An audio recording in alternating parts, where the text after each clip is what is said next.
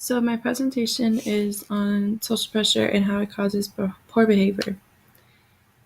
The readings I chose from 50 essays is Salvation by Langston Hughes and Shooting an Elephant by George Orwell. And the connection between these two essays is the issue of social pressure and how it affects our lives.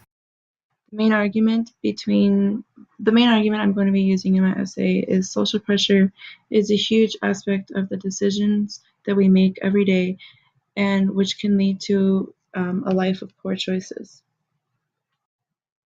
Some textual evidence that I will be using from Salvation is children will do certain actions based on no prior knowledge if they are not previously taught, which is a famous fact. And also children see others perform a certain behavior which encourages them to do them as well. I'll be using his example from his experience of pretending to be saved because of peer pressure. And some evidence from Shooting an Elephant by George Orwell. People who are being watched by society during an exhilarating situation will most likely please society rather than themselves. And then those who are sensitive to others' judgments are most likely to act upon their demands, claim of cause and effect. And then a quote that I'll be using is, "There was only one alternative. I shoved the cartridges into the magazine and lay down on the road to get a better aim." This shows a lot of evidence because it is peer pressure in a very frustrating and exhilarating situation, which is very good evidence for what I am arguing. And this is one of the articles that I chose to read, Peer Pressure Influence Gang Behavior by Del Greer. Children who turn into a life of crime were most likely raised in a broken home.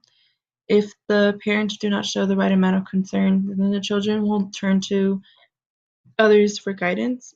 And then a quote from this reading was, "Having a father figure around to instill him good traits of being a good man, a male youth is more apt to fend off the peer pressure that he might undergo."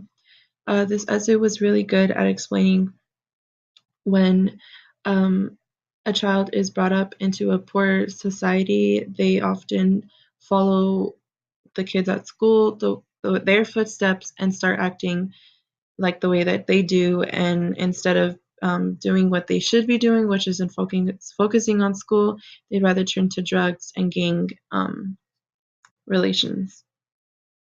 So the second essay that I read was Choice by Contrast in Swedish School, How Peers' Achievements Affect Educational Choice by Jan O. Johnson. Students' educational choices are highly influenced by others' choices.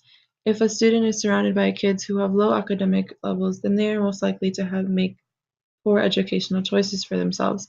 This was a really good example for what I'm going to argue, because it shows a lot of examples in the school environment and how peer pressure is also within our educational levels, whether a student is being motivated by other positive kids who are doing well in school or negative behavior.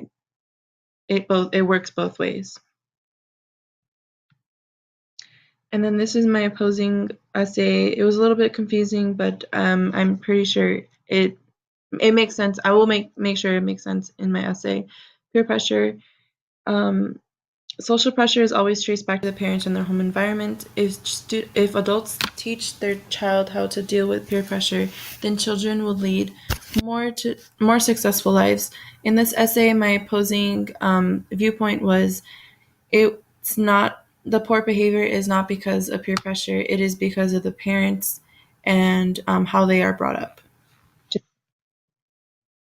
And so my solution to this issue is I will use these readings to help prove that social pressure can lead anyone to a path of crime and poor behaviors, and we need to start helping to prevent it. Thank you.